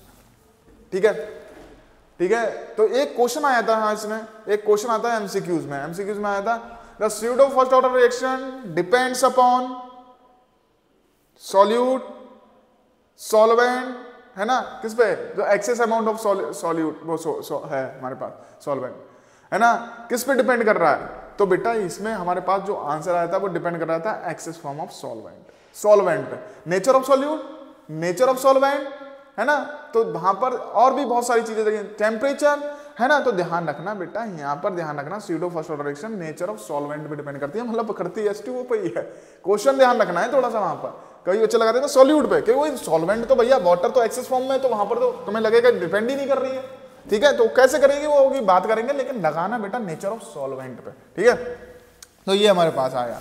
अब ये हमारे पास ये आया और ये हमारे पास रिएक्शन बनी। हमारे पास देखो यहाँ पर H2O आ रहा है, सब में H2O आ रहा है। ये सब जो रिएक्शन है स्यूडो फर्स्ट ऑर्डर रिएक्शन है, कहीं कहीं पूछा जाता है। ये मेरे पास क्या है बेटा? ईस्टर है, हाइड्रोलिसिस ऑफ ईस्टर। ये मेरे पास क्या है? एल्काइल हैलाइड है, एल्काइल हैलाइड का हम कर रहे हैं। ये मेरे पास क्या है? शुगर है, इसका हम क्या कर रहे हैं? तोड़ रहे हैं इसको, ग्लूकोज और फ्रक्टोज। तो ये these reaction are called pseudo first order reaction, मतलब not a truly first order reaction, but under certain condition it becomes a first order reaction. This type of reaction is known as pseudo first order because the concentration of H2 is taken as a unity. वहां पर लिया नहीं है, लेकिन question MCQs ध्यान रखना, nature of solvent लगा के आना, ध्यान रखना है, ठीक है। आगे बढ़ते हैं, आगे बढ़ते हैं थोड़ा सा। इंटीग्रेटेड रेट लॉ ऑफ और जीरो ऑर्डर रिएक्शन बड़ा सिंपल है, फॉर्मूला देखेंगे, ग्राफ आते हैं इसमें से, ग्राफ्स देखेंगे, अभी हम थोड़ा सा देखेंगे, ठीक है। तो मैं जरा जलपान पानी पी लेते हैं थोड़ा सा, चलें। अब इसके आगे देखते हैं हमें करना क्या है, आगे बढ़ेंगे। मैं बस पानी पी के आता हूं, 2 मिनट का है बस। चलो भाई स्टार्ट करें फिर से। तो स्टार्ट करते हैं integrated rate law for zero order reaction. और ये हम क्यों करेंगे? क्योंकि इसमें ग्राफ्स पूछे जाते हैं, कई सारे क्वेश्चंस आए थे, लास्ट ईयर भी क्वेश्चन आया था, तो ध्यान रखेंगे, ठीक है। तो हमारे पास है integrated rate law of zero order reaction. तो एक बार बताओ, रेट लॉ के अकॉर्डिंग आप क्या करोगे? Rate is equal to the k and concentration of the reactant. किसका है? जीरो ऑर्डर का, तो जीरो लगाऊंगा यहाँ पर। तो हम क्या करेंगे बेटा? इंटीग्रेटेड रेट लॉ पढ़ रहा है, तो इंटीग्रेटेड रेट लॉ जब हम पढ़ेंगे तो हम क्या करेंगे बेटा? D R upon D T, ये तो किया था हमने। अच्छा, जब मैंने इंस्टेंटेनियस रेट पढ़ाया था, आपको नहीं मालूम था क्या? इंस्टेंटेनियस रेट क्या पढ़ाया था? मैंने कहा था बेटा डी आर लगाना है, अपॉन क्या करना है? डी टी करना है, ये तो करना था, तो वही तो किया मैंने। और यहां पर हमारे पास है के, और यहां पर हमारे पास आर की पावर 0। तो यहाँ पर जो रिएक्टेंट है उससे हमने क्या बनाया है, प्रोडक्ट। प्रोडक्ट से कोई मतलब है नहीं, तो इसलिए हमने यहाँ पर रिएक्टेंट आर लिया है। तो हमें कुछ नहीं करना, बस एक छोटा सा काम करना है, D R upon D T is equal to K, किसी की पावर 0 होती है तो क्या हो जाता है, इसकी पावर 0 थी, 1 हो गया। तो हमने ये क्या किया, डी आर अपॉन वो इजिकल टू के, इस टी को किधर ले गया, इस साइड, तो ये बना जाए डी टी। अब ये मेरे पास आया, तो अगर मैं डी आर का डी एक्स का इंटीग्रेशन करता हूं तो बेटा आता है x, डी टी का करता हूं तो आता है t, डी आर का करूंगा तो क्या आएगा, r आएगा। तो यहां पर मैं लिख देता हूं r, और ये क्या लिखूंगा k, और इसका इंटीग्रेशन करूंगा तो क्या आएगा t, और एक कांस्टेंट लगता है बेटा c, ये याद रखेंगे। फिर से देखो, अगर dx का इंटीग्रेशन करें, dx का इंटीग्रेशन करें तो आता है x, dy का करें तो आता है y, dz का करें तो आता है बेटा z। तो dr का जब हम करेंगे तो क्या आएगा, r ही तो आएगा, है ना, तो वही लिखा। dt का करेंगे तो dt आएगा। ये इक्वेशन डाल दी मैंने 1। अब यहां से कहानी शुरू किया। यहां पर हम ग्राफ बनाएंगे थोड़ा सा, तो ग्राफ बनाएंगे अभी थोड़ी देर बाद में, पहले आगे देखते हैं, ठीक है। चले देखें, अब हमारे पास क्या हो गया, अब हम आगे की तरफ चलते हैं, तो चलते हैं। तो यहां पर 2 टाइम पे निकालना पड़ता है। 2 टाइम पे कौन सा, एक निकालना पड़ता है बेटा इनिशियल पे और एक निकालना पड़ता है फाइनल पे। तो यहां पर अगर मैं देखूं तो मेरे पास एक रिएक्टेंट है, और रिएक्टेंट से हमने क्या बनाया, प्रोडक्ट बनाया है। तो अगर मैं t0 टाइम पर देख लूं तो बेटा इसकी कंसंट्रेशन हमने r0 मानी है, और t किसी टाइम पर देख लूं, t2 टाइम पर देख लूं, मान लो 25 सेकंड बाद देख लूं, तो इसकी कंसंट्रेशन मैंने मानी है यहाँ पर r। ये ध्यान रखेंगे, जब ये माना है हमने बच्चों, तो क्या करेंगे फिर, अब यहां पर हमें करना क्या है कि मैं यहां पर इनिशियल में देखूंगा, जब t की जगह क्या रख दूं, जब t की जगह अगर मैंने यहां पर 0 रख दिया, इस कंडीशन में t की जगह 0 रख दिया, पहले 25 सेकंड था तो ये r था हमारे पास, लेकिन अब t की जगह 0 कर दिया तो r की जगह क्या हो जाएगा, r0 हो जाएगा। तो r की जगह हम क्या करेंगे, r की जगह रख देंगे बेटा r0। ये किस पे देख रहे हैं हम, इनिशियल कंडीशंस। तो ये हमारे पास आया। अब ये जब आया तो मैंने ये वैल्यू कहां रख दी, ये वैल्यू कहां रखी, इक्वेशन नंबर में, putting the above values in equation 1। जब मैंने ये रखा तो यहां पर हमारे पास था r की जगह बेटा r0 आ गया, ये आ गया, और अगर मैं देखूं तो माइनस पहले से लगा था k, और इनटू t की जगह बेटा 0 रख दिया, और c, तो यहाँ c की वैल्यू कितनी आ गई, यहाँ c की वैल्यू निकालो, तो c की वैल्यू आ गई बेटा यहाँ पर -r0। ये हमारे पास -r0, ये तो आई। अब -r0 आ गई तो ये वैल्यू कहाँ रखूंगा, ये वैल्यू रखूंगा बेटा इक्वेशन 1 में, है ना।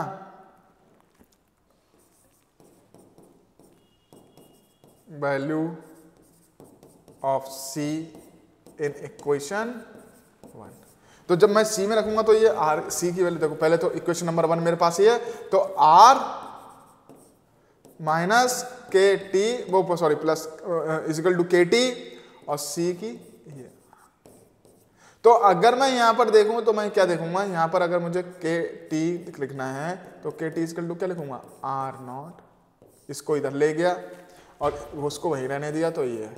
और यहां से अगर मैं t की वैल्यू निकालूं या k की वैल्यू आपसे पूछी जाएगी तो हम क्या निकालेंगे, अगर मैं t की वैल्यू निकालता हूं तो t की वैल्यू हो जाती है बेटा r0 r और अपॉन क्या आपका k। तो ये हमारे पास फॉर्मूला आएगा। अगर आपसे कोई टाइम पूछेगा तो टाइम का ये फॉर्मूला आप लिखेंगे, ठीक है, ये फॉर्मूला आप लिखना पड़ेगा। ये मैंने निकाला इनिशियल के लिए, अभी मैं हाफ के लिए निकालूंगा तो ध्यान रखेंगे, ठीक है। देख लो एक बार, आर टी की जगह इनिशियल पे टी की जगह 0 रख दिया, टी की जगह 0 रख दिया, तो बेटा आर की जगह क्या हो गया, r0 हो गया। बस ये इक्वेशन में रखी, सी की वैल्यू निकाली, सी की वैल्यू निकालने के बाद क्या किया, इक्वेशन 1 में रख दिया, आंसर निकाल दिया। के की भी निकाल सकते हो वैल्यू आप, टी, अगर के की निकालोगे तो के इधर रख देना, टी नीचे रख देना, टाइम है, क्लियर हो जाएगा। r0 क्या है, initial concentration of the reactant, r क्या है, final concentration of the reactant. अब यहां पर एक छोटा सा ग्राफ देखते हैं, इसका ग्राफ बनाते हैं, ठीक है। तो इसका ग्राफ बनाएंगे तो बेटा देखो यहाँ पर मैं एक चीज लिखता हूँ y is equal to m x plus c. तो ये जो चीज है देखो x एक्सिस पे क्या करूंगा t करूंगा और y एक्सिस पे क्या करूंगा कंसंट्रेशन करूंगा। तो मेरे पास जो ग्राफ बनने वाला है वो ध्यान रखेंगे यहाँ पर। तो ये मेरे पास क्या है टाइम है और ये मेरे पास क्या है कंसंट्रेशन है। अब ये देखो बेटा माइनस साइन लगा है तो ग्राफ कैसा मिलेगा नीचे की तरफ क्योंकि माइनस साइन लगा हुआ है ना। मैंने यहाँ पर कंसंट्रेशन बेटा आर ही रखी है, आर नेगेटिव नहीं रखी है। तो एक्स पे मैं ये शो किया टी और वाई पे ये किया और नीचे की तरफ ग्राफ बनाया क्योंकि बेटा माइनस साइन था, स्लोप कैसा था नेगेटिव। तो स्लोप क्या हो जाएगा बेटा आपसे पूछा जाता है नेगेटिव और स्लोप नेगेटिव हो जाता है तो और क्या आ जाएगा अगर आपसे पूछा जाए स्लोप की वैल्यू पूछी जाए तो स्लोप की जो वैल्यू हो जाएगी वो हो जाएगी माइनस के। स्लोप क्या आ जाएगा स्लोप आ जाएगा बेटा माइनस के। ये बात ध्यान रखेंगे ठीक है। तो ये आपसे क्वेश्चन पूछा गया था ठीक है, तो ध्यान रखना इस तरीके से बड़े। ऐसी अगर मैं यहाँ पर रखूँ इसकी वैल्यू रखते हैं यहाँ पर रखते हैं तो ये कंडीशन हमने रखी और कंडीशन रखने के बाद अब हमारे पास आ रहा है किसके लिए हाफ लाइफ के लिए। हाफ लाइफ पे क्या होगा हाफ लाइफ पे कुछ नहीं करना है। हाफ लाइफ पीरियड अगर हम देखें तो t की जगह रखने वाला हूं बेटा t हाफ 1/2 और तो बेटा r की जगह क्या हो जाएगा तो r की जगह हो जाएगा बेटा r0/2 क्योंकि इनिशियल का आधा ही बचेगा। तो ये वैल्यू कहां रखनी है इक्वेशन 2 में और ये रख दो t की जगह t half is equal to r की जगह r0 तो है ही, r की जगह r0/2 अपॉन के। तो यहाँ पर हम क्या करेंगे यहाँ पर हम एलसीएम ले लेंगे और यहाँ बचेगा हमारे पास क्या t हाफ पे निकालेंगे और ये हमारे पास बचेगा r0/2 के। भाई 2 बचेगा यहाँ पर 2 r0 आ जाएगा ये हमारे पास। तो ये हमारे पास आ जाएगा। ग्राफ बना लेना, ग्राफ देखें तो ये बनाएंगे बेटा y is equal to m x plus c. यहाँ पर जो अगर मैं बात करूँ तो बेटा यहाँ पर y बाकी ये देखो इसको किस तरीके से बताऊँ, जगह कम है क्योंकि रफ करूंगा तो पूरा ही हो जाना है। चलो इधर बता देते हैं ठीक है, इधर रख ही दिया होगा, इधर बताते हैं।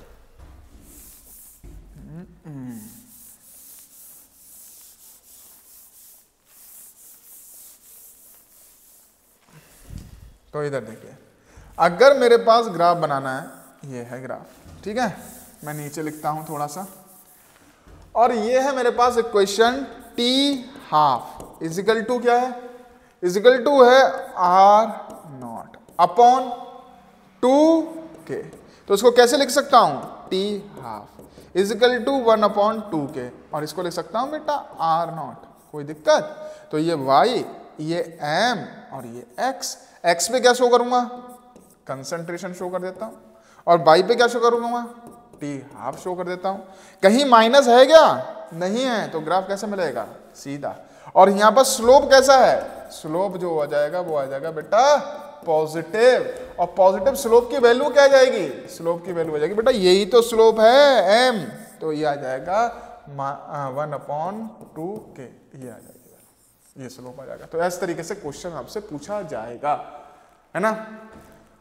तो अभी ये हमारे पास वीडियो चल रही है, नेक्स्ट वीडियो उसकी आने वाली है। तो नेक्स्ट वीडियो में हम पूरा चैप्टर कवर कर देंगे, मतलब 1.5-2 घंटे में आपका पूरा चैप्टर कंप्लीट हो गया है ठीक है। फिर इसके बाद एक और आएगा जिसमें हम न्यूमेरिकल्स करेंगे, तो फटाफट इसको करिएगा।